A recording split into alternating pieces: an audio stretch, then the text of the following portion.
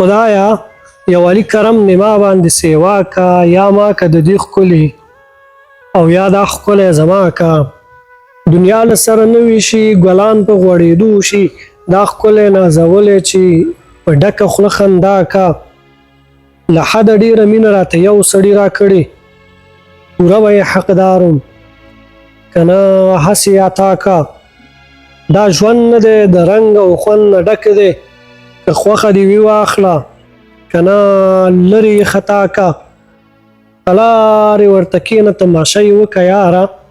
دا ډمه زمانه نه ده دا ځان ته په ګډا کا ای لویه خدایه بس دی جدایي کړه نوره ختمه شیدا په ما مین کا